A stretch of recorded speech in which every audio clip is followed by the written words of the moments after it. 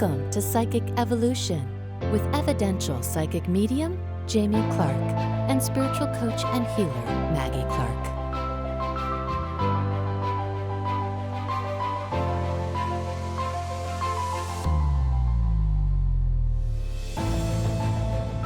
And welcome back to another episode of Psychic Evolution. I'm Jamie Clark. And I'm Maggie Clark, and this is the podcast where you discover the psychic potential within to empower yourself and manifest your psychic and mediumship gifts. And these abilities are so natural. They're supernatural. Hello, and thank you for joining us today in your Psychic Evolution. We have a very special episode with Tina Powers, who is a world-renowned medium. Tina Powers is a former news anchor and reporter who now works as a professional medium and receives psychic messages. And both Tina Powers and Jamie are evidential medium advisors for the soul phone, which is, the groundbreaking technology to contact those who have passed on. So this is taken from a live mediumship event, an evening with spirit under the stars. So enjoy this beautiful and magical episode with an amazing medium, Tina Powers. And here we are. We are in Cave Creek, Arizona at Frontier Town. We want to give a shout out to Mark at Frontier Town for allowing us to use this beautiful venue to be outdoors. Oh, it's beautiful here in Phoenix. And today we're welcoming a wonderful and beautiful guest, Tina Powers. She has been a good friend of Jamie's for a while, and she's an amazing medium. First of all, she's beautiful inside and out. She has a history of being not only on radio and television, but really has had her hands in a lot of fun projects throughout her life. And so we really want to introduce her. We want to actually really allow you guys to get to know her and know a little bit about her story and how she came into this gift of mediumship and why she's bringing it to the world and serving others through this venue. So if you would just please put your hands together and welcome Tina Powers. Hey. Tina, thanks for joining us. Oh, so grateful to be here. Thanks for having me. Hey, we want to start off a little bit. When did you first realize you had these abilities? When did you start consciously working with them? I was about 38, so it was a little later on. But when I was a little kid, I definitely had them. But I didn't know it was called mediumship. So I would sometimes see people in my room. I would hear things, and I would run to my parents' room, and they'd say, she's just being a drama queen. And so now, they say, we're really sorry. Were you able to grow up with a little bit of acceptance from the family or others? I think that they just thought I was always called you're too sensitive, and a lot of people who are empathic, which means they can feel what other people feel, can also feel extreme, whatever somebody's coming at you with, but it might be their own. So it's really confusing. Along the way, it's been very interesting. So I think that they just thought I was a very serious kid, believe it or not. I don't know where I got so funny. No. But honestly, as a kid, as a child, I was scared a lot. And so I slept with the light on. I met a medium. She was 80 years old at a place called Camp Chesterfield, where spiritualists, I ended up, I firmly believe we all end up where we're supposed to be. I really do. So we get so worried we're going to miss it or that we're making a mistake. So I end up there and there's an 80-year-old medium saying, honey, she's smoking a cigarette. Just because they're knocking on the door doesn't mean you got to let them in. And it's still happening to this day. And so how did you learn to work with your abilities? When I got out of television news, and as you can imagine, I did that about 11 years, where I worked as an assignments editor, where I also worked as a producer, helping write and time everything. And then eventually, I think I was the only one in the newsroom once, so they sent me on a story. They're like, oh, her. And then I ended up being a news anchor. And I think when all of that, when I left that and realized that I had a lot of negativity in my mind, in my energy field, I was carrying, I was a communicator when you're an anchor for, messages in a different way.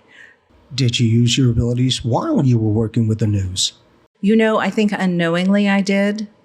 When I would go on a story, I certainly, I think that with the empath part of me, could feel what somebody was going through on a story. And so we usually would, in news, it's like, we're number one, and it's like, we're all number one, really. But it was to get the story. And I think perhaps those abilities helped me connect with people on a level where they felt emotionally safe and trusted me to open up. But I didn't, again, know that I was necessarily, using that. It just seemed normal and natural and very organic. And so was there ever an experience where maybe you were covering a story where somebody graduated, died as we perceive it, and you started receiving information from that particular person? Yes. And it happened twice. Of course, they put Tina on the crime watch, which is so not me. Let's put her on the crime series. So I had to do that. And so I would many times be there at the aftermath of a murder or, any kind of situation that was very violent. There were two scenarios. One of them was, I remember a 911 call came in and it was for, and this is all pretty serious. And, what I know now is that they're okay in the other world, as you said, graduated. But it was a Circle K, somebody, held it up and the person passed. And I went, the young man, I went to his mom's place. And I think it was my introduction there because she showed me the things that he had given her. And she said to me, you never know the last moments we have with somebody, what the gifts are. And, and so I felt him, and I believe some of the words that came through were his words. And then probably the turning point for me was I was called to a drive-by shooting. It was a gang shooting. And a 13-year-old boy had passed. And we were there before the father came on the scene. And at that moment, I felt very ashamed. I felt that I wasn't part of a solution. I was just perpetuating negativity. And so they filmed the father coming on the scene. I ended up talking with him. I think that's really when I went over to more grief counseling at that moment. But I ended up talking to the father, and he invited me into the home and said, well, we'll talk to you as long as you don't follow us around, how reporters do. And so I believe without knowing what I was doing at the time or calling it something, that's what was happening. And I decided really honestly at that point that the news wasn't for me anymore. And also I had a news director help me with that decision. Very well said. I had this Choctaw Indian medicine man that once said to me, Tina, bless all your negative teachers. They save you lifetimes. Yeah. I might still be there in news in part, or it might have taken me longer. Well, here's the dynamic. And for myself in doing this, I have died so many different ways. I don't need to do it anymore. Have you had experiences that soul growth just by doing readings, just by showing your own life experience? Because for myself, we all have our stuff we've grown up with. I've been shown my stuff enough to go, oh yeah, that experience instead of this experience. It now is just the experience and only holds the value that I place upon it. Now, as you sit here, have you reflected back on your life to maybe get a little bit more clarity as to what's happening? Certainly within family dynamics and going through certain things, every family has it. Let's get over it. I mean, we came here to learn. And so there are different scenarios and configurations. Certainly, I notice that when I go through something, like a family, we had a family business, and I'll be personal here. And it was, addiction played a part.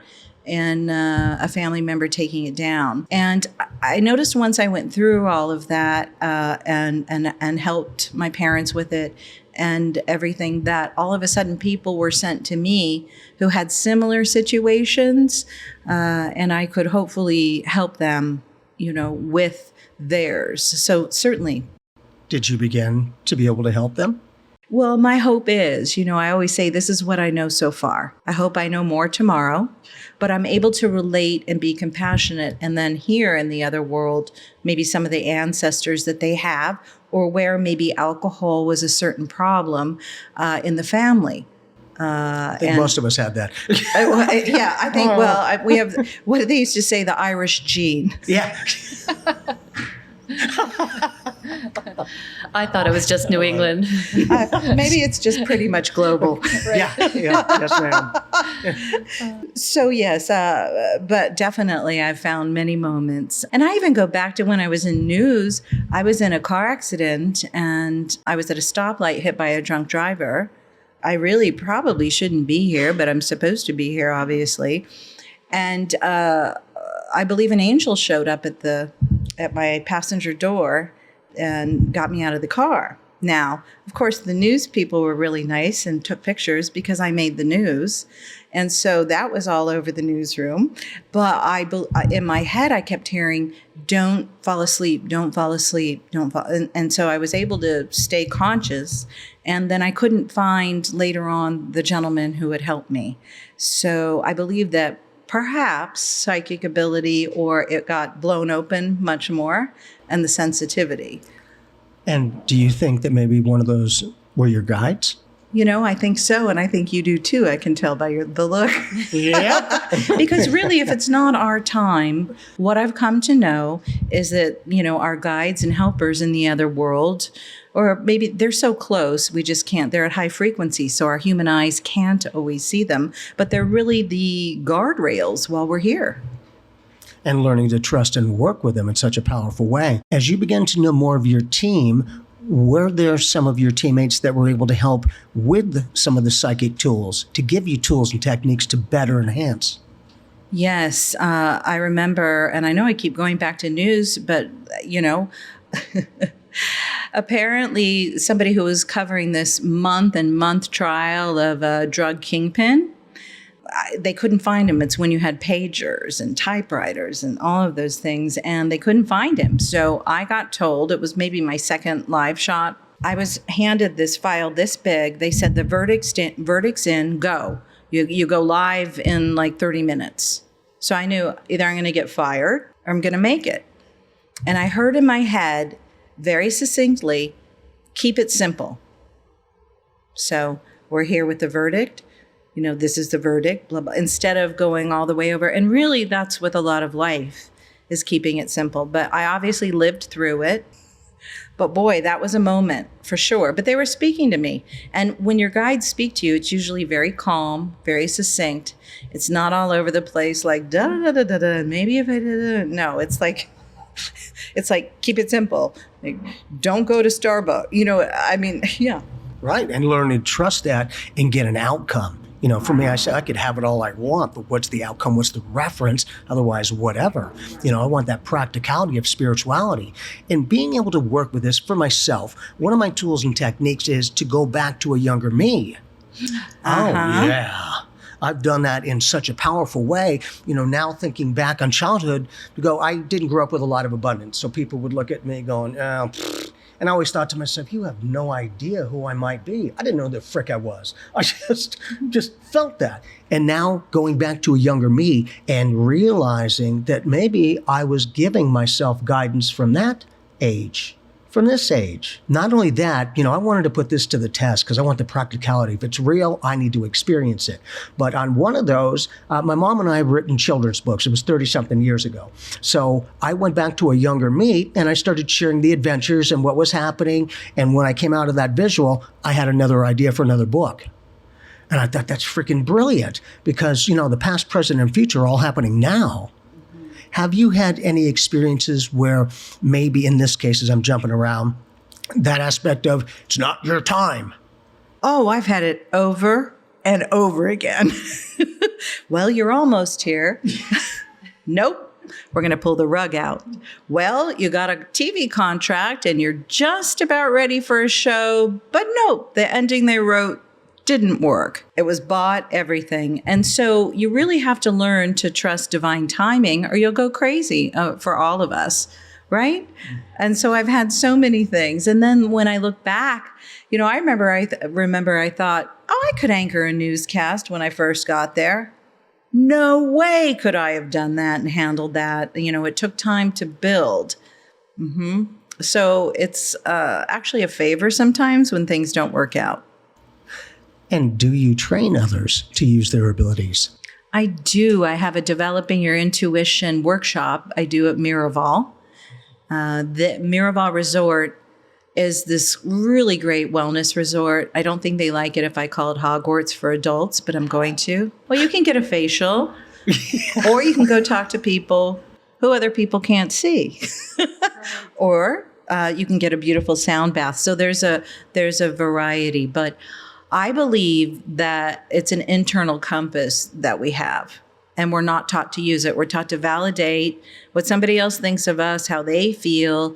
And we have forgotten how we feel, what we think, and honoring our own power. So intuition is built in us, but we're socialized out of it, that our value is outside of ourselves, not inside. So the more we start paying attention to what we feel, what we think, the serendipity of life, then we don't go, that was really weird. I asked for help. And do you think it's just a coincidence? And I can feel and see our helpers in the other world many times going, okay, do you know how much we got together for you divinely? And then we still doubt. But I think that's part of our journey. And I think the ability to listen, to be able to make that conversation, that communication. What? What? Huh? What? Yeah, exactly. Because for myself, I was very fortunate. I grew up with a mom who was very talented, and I got to use my abilities. I got to work with them and train with her for 20 years. Not only that, the whole family used their abilities. So it was just completely accepted. So you grew up in a psychic family that was open. To. Yeah. People like you are going, click, I'm all on. They're like, yes, that's freaking brilliant. So it was really affirmed for you. Yeah, well, I needed it apparently. And so now 50-something years, I've just become so much more comfortable. Because, like I do, I will help other people. But hi, I'm Jamie. I'm no longer a hypocrite. I make sure I keep myself included because I started getting frustrated at the very thing I effortlessly do for others and not myself. Well, I think we all have our blind spots, or why would we be here? There's things we came to learn. There's situations to work through. And the universe is really fair. It'll keep bringing us the same situation or person in a different body until we go, oh, I get it. But I think that's for all of us. And we're allowed to take as long as we want.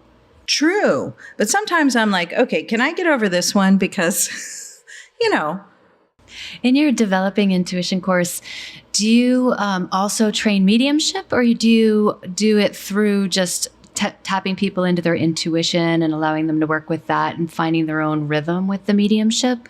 I really do both, because most of the time people really surprise themselves. Because they come in and go, I'm really afraid to do this or even try, and I don't know if it's real, and I'm afraid to give what I'm getting. But what I try to do is create a really safe environment that there's no right and wrong. I had this great teacher that said to me, for as right as you can be, Tina, don't be afraid to be wrong. And because being right or being perfect, like we're taught, well, first of all, it's really boring. Second of all, it keeps us like in a really small space instead of feeling more free, because we're so afraid to be wrong because of consequences, perhaps when we're young. So we work on mediumship. They end up working in partners and in a group. And I encourage everybody to give what they get. And that, a really great teacher told me, Tina, park your ego at the door and just give what you get, because the ego wants to be right, wants to keep you safe, wants to compare to and I believe there's healthy ego as well. And then we see unhealthy ego. Right. And that's the dynamic is being able to realize that empowerment, that self-realization, because so many of us may not realize that we tend to give the power to other people. Like, you make me happy or you make me angry. You don't make me anything. I make myself happy or angry in response to that. Do you give your guests, the people you're training as well, do you give them other practical tools and techniques that they can implement on a day-to-day basis? I sure do. A lot of times it's just, I've gone through different types of meditation, but many times if we just start simply start the morning off when you're laying in bed instead of the snooze button, which I like, by the way, sometimes. But instead of doing that, laying for a moment in between the worlds before you're fully in, the earth world, and ask, are there any messages for you for the day? Are there any loved ones there? Really opening up, but not trying, just opening to receive. And you can start the day, you might try this even for 10 minutes. It makes a world of difference for your day because it's like the red carpet being rolled out. So we're not reacting to everything, we're responding. I think that's a big difference. And I am seeing so many more people being activated. Go, click, I'm just on. I'm like, that's brilliant, good. I don't know what I'm doing. Perfect. Keep the same approach. Right, right. It's that type that they don't have any limitations and negations, but that they can find their own way through that. Do you see a lot more people developing in their own and on their own? I sure do. I see a lot of people being more interested in this. I think like John Edward, Alison Dubois, Medium, there's a group that went before where it was really brought to the masses on television that this was possible. Mediumship was real. And then Dr. Gary Schwartz, you and I have both worked with him. He did the HBO Afterlife experiments, working in all of this and gathering certain, I don't know, getting validation even for ourselves, right? Has changed a lot. So I see people, it being more accepted, not so strange. And I think a lot of people that I talk to when I do sessions, they're reading books already. They're already very interested. And I think the whole gift is, not to be religious, but you're the light of the world. Like, everybody has a light inside of them. And so that light, once we turn it on, it makes life a lot more magical, and we start trusting more. And that's the big thing, is getting the outcome of what to trust. I'm a very big proponent of make sure it's easy and practical. In doing the mediumship, for me, I have my rules and regs. Because no one's the same physically, they're not the same metaphysically. So I'll instantly put up, I use all my senses because I need all the clear as I can. But in doing that, I have my billboard up, so to speak, of my rules and regs, that anybody who comes through instantly reads that and knows, for me, exactly how to connect with me. But not only that, the versatility to go, oh, well, I can't show them things, but I can talk to them. Okay, then have you seen other people make adjustments in the way of communication during a reading? Yes, I definitely have. Sometimes they send me pictures, and the way that and symbols, and sometimes there's a new symbol every so often. But I think it was yesterday, I had somebody with a plane.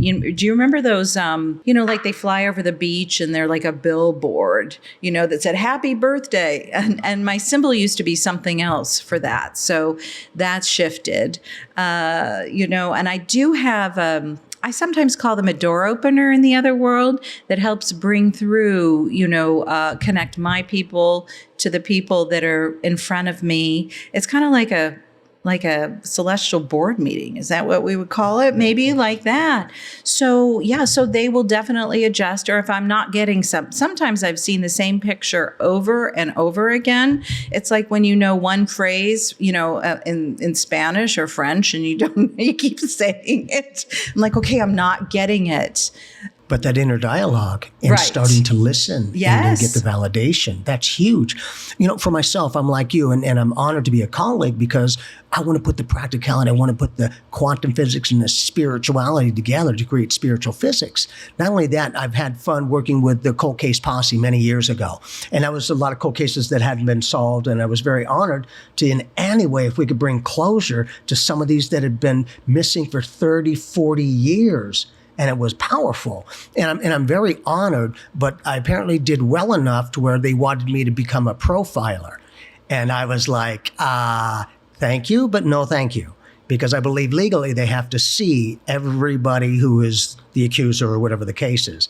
I'm not going to be putting these people away, looking over my shoulder the rest of my life. Frick that. No. And I've had where people got in touch from the government and asked certain questions. And, I usually just say, I'm really here to help and connect. And if I'm called on some cases where there have been some, I will certainly assist. And I've even been called on missing animals before. And I didn't know. I remember a woman called me, her cat was missing, and she was just almost despondent. And I said, you know what, that isn't really, I don't know that I can do that. And then I tried and I saw the cat. I know this is, for some people, they're like, yeah, really? She saw the cat? Yeah, I did. 3 streets over and in somebody's home. So I told her this. And she says to me, you're just giving me false hope. And I said, well, I that is not my intention. I also learned from another great teacher, it's all about intention. So the intent is to help. The intent is to make something better. Then even if you're wrong, you go back to what's your intention, right? So she gets off the phone. I get a call about 4 hours later. I have the cat. She goes, I walked up and down the street, 3 streets over, cussing you out, crying, sat down, finally said, this is just, hooey or whatever. I looked around in the apartment. There was my cat in the window. And so this has happened numerous times to where I was offered, or there was a talk of a TV show with this. And I said, I'll have an ulcer. Are you kidding? If I can't find them, I'm going to feel... But this has happened enough that the animals, even on this side or the other side, are able to send communication. So any living being, whether they're on the earth or on the other world, has a way to connect. And that's a very powerful dynamic for myself, is just for my awareness. But some people perceive, I don't know if animals have souls. And Chi, my master guide, was like, well, Jamie, whether you're a human, animal, or an insect, it is only a vehicle to house your soul print of consciousness. Because that's how we do it on this planet, is you need to get around. And I always say this right now is mediumship we're doing. You're just still in your vehicle, I'm in mine. Mm-hmm. Did you and do you see a similar vibe between psychic and mediumship reads? That's a really good question. A lot of times with psychic, I think we're reading energy. I can read it, if it's coming through on that channel, I call them different channels. So it's reading energy and then also perhaps looking in the future. So, projecting out what I'm seeing. In mediumship, it's almost like a different channel coming in from the other world it's a way different feeling than the psychic to me. And so it's interesting when both are happening. I was just going to say, for myself, there's a lot of times we get a blending. We're doing the mediumship and their loved ones start giving them psychic information. And they're like, holy crap, that's exactly right. I'm like, good. So guess what we're doing? Psychic and mediumship at the same time. And they're like, yeah, because I want to dispel the booga booga from the old, and however we want to perceive it. But this is something that's a tremendous gift. I always say for myself, the biggest gift we can give ourselves and our loved ones with the mediumship is to connect with them like they're connecting with us, and truly but a thought away. With the receptivity of you targeting people or animals, do you find that maybe animals are easier to tune into? Yes. Although I will say the first ones to come through when I got evidence for myself were human spirits or spirits that I had known on this side. Oh, cool. However, I would say because the animals are so present, they're in present time, wherever that is. And so they're more clear. So I always kind of chuckle when somebody goes, well, I own an animal. I'm like, how can you own an angel? Beautiful. Well said. And for that ability, did you ever have anyone that you brought through in mediumship that wanted to work with you, that wanted to be a guide in some way? Good. Wow, look at you. Why are you seeing someone around me? That's the point. Well, yes. Although I don't feel that they're there all the time. Our friend and colleague, Mark Ireland, He's a sweetheart. Yes. And he showed up at my door at one point, and I didn't know who he was. And so it was, mostly a cold read after I realized. Exactly. That's what I had with him. Yep. And his father, Dr. Richard Ireland, and his uncle, I believe Robert Ireland, was an amazing healer. But Dr. Richard Ireland, I believe, has helped me many times. And he was the one when Johnny Carson used to do the Great Kreskin and hold and plus others, yes. So, Dr. Ireland had eyes outside his physical eyes, and they call that blindfold billet, where you can write a question down, and then he was able to see what the question was and then use his psychic ability off the charts to answer questions. And knew their names. Yes. And he could know where you live, man. Yes. That's freaking incredible. Amazing. And he is, and the versatility, because he is, for myself, one of the people on my team. I'm like, who better than to work with that talent? I would love to have met him when he was physically here. But the amazing thing is very powerfully, is he just naturally effective, not pushy, but empowering. Have you had any ascended masters or other angels that are on your team? I often feel, and I believe some of these people are for everyone too, right? So some of the higher ones visit a lot of people. I do feel Archangel Michael a lot in assistance, and I do call on the angels. A lot of times I can feel my guides more than anything, and that's called clairsentience, which is French for clear feeling. And we all feel, when we walk into a room, how we feel, and that's psychic. Wouldn't you agree? Yes. Clairvoyance is clear seeing. So the way I describe it, it's like, when we dream and we see pictures, I see them while I'm awake. Mm-hmm. Maggie's also, a clairvoyant. So I feel a lot of higher energies, and I have to say I don't always know them by name, and I feel them. Right. And I think that's the point, is they'll train us to go, oh, you don't even know my name, huh? Well, good. Keep working with me.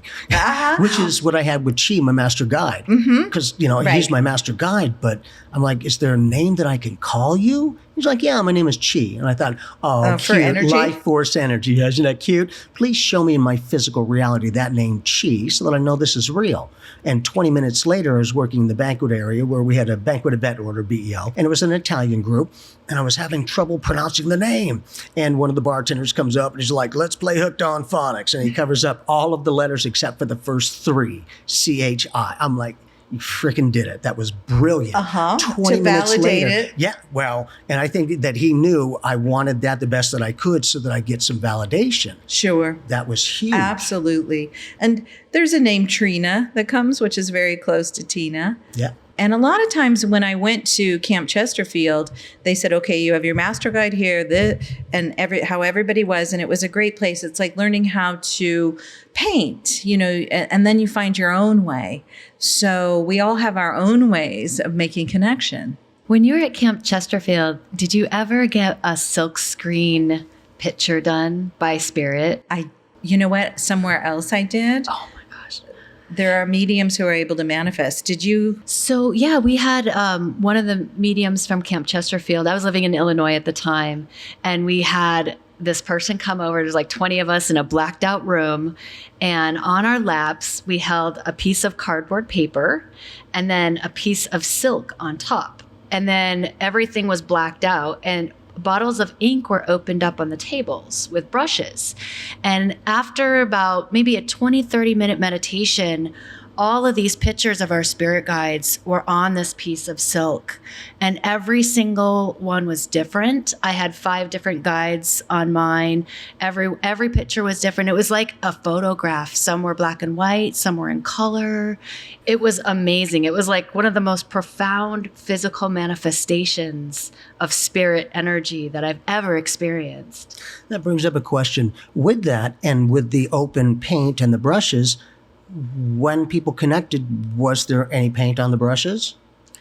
I didn't even think to look, to be honest with you. I was only 20 at the time. I had just started my spiritual journey. I just found my teacher. I was just like, oh, let's go, So I might have it somewhere in a journal if I, but it was like you couldn't feel anything move, like nothing moved. And it just manifested. And if you think 20 to 30 minutes and like 20 people having completely different pictures drawn, it's amazing. It's amazing.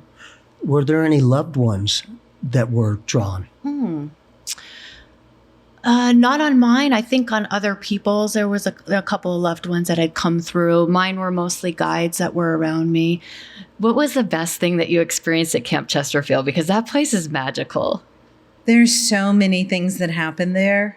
I remember, the most mind-blowing thing that happened was, have you ever heard of the trumpet? Right? Yeah. And so you know how angels have a trumpet that they hold up, right? And they say there's a seance, and I'm like, I know about seances as far as when I was a little kid and you pick people up light as a feather. Stiff as a board. Or you're all in the thing. And I'm like, and then you get and so I'm like, I'm going to go. So I go to this seance and I actually witness the trumpet is floating. There's certain mediums that can levitate the trumpet. And I heard somebody's grandfather speaking through it. And it blew my mind. It was direct voice. It's called Everybody in the Room Could Hear It. And so that was amazing. And then another amazing thing is that I was in a church service there, and I grew up in a Catholic household, went to Catholic school and all of that. And I'm at this service and I'm like, they're talking to dead people. This is my kind of service. And so there was something called psychometry, which is actually holding an object and getting images and feelings from it. And so what the spiritualists do is they demonstrate life after life exists. And so I put my, ring in the basket to be read, and everybody's getting these mind-blowing readings. And I'm like, I hope that my ring gets picked. And it does. And she holds up the ring. She looks, and she says, whose is this? And I'm like, mine. And she says, looks like you're going to school. And I'm like, I'm going to school? She's like, yeah, you're going to school. And then she puts it back and I'm like, okay, come on, that's all I get? And then at the end of the service, they said, there's a seminary here for the next 2 weeks. Wow. And I looked at my then mother-in-law and I said, I guess I'm going to school. So I stayed. Wow. Beautiful. Mm-hmm. And with that, when did you want to start doing this professionally to help others? It happened to me. I did not set out, because already they're like, you can imagine in the news business, they're like, okay, Tina went kind of crazy. We're not sure, but she always seemed kind of weird. And right outside, I guess probably I was about 38, and I really wanted to help, and I didn't know what I would be doing.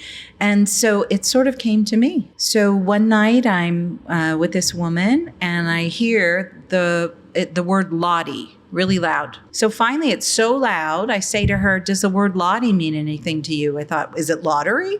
Lottie?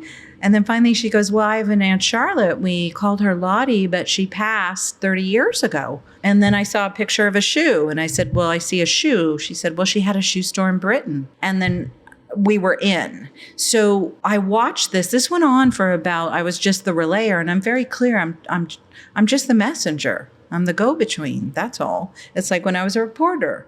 I'm just reporting, So it's the instrument, right? Through. So the thing, though, that I noted about this is afterwards, after we finished all of this and her mother came through and said she was sorry for criticizing her so much and holding her, that I saw something visually come off of her face. Like it just came off and she looked different. She looked happier and relieved. And that's when I saw, oh, this could help people. And then people started coming. So I didn't decide. It just kept happening. And actually, I was kind of worried about it. I didn't charge for it. I just kind of showed up and hoped to relay a message. Got really afraid. My first phone reading, I'm just scared to death because you don't want to hurt anyone. Right. then her son came through. I'll never forget this. He said, "Tell her I hate the ugly orange shag carpeting." And I'm like, really? And it's a risk. Somebody who's grieving. So I learned to say, I don't know. Hopefully this means something to you. And I said, he hates the ugly orange shag carpeting. And she's in Philadelphia. I'm in Arizona. And she just stops. And I thought, okay, it's over. She goes, "I'm standing on it. He wanted me to rip it out. I know this is him. He said it all the time." So sometimes the smallest oddball specific things yes. are the things that help people go, that's real. Right. So random and oddballs get accurate to go, holy cow. It takes it from the good guesswork. Because I always say, ladies and gentlemen, please always be skeptical. Question everything. Just be open. That way we get the practicality of spirituality. And when you can get those evidential dynamics, it's a little bit more validating instead of, and they're saying, my thing is, who the frick is they? We all have they. Let's do the best we can to be a little bit more specific. And I think in finding my own life, I've had some amazing spiritual experiences. What are some of your favorite spiritual experiences? I get a lot through dream time. Do you all?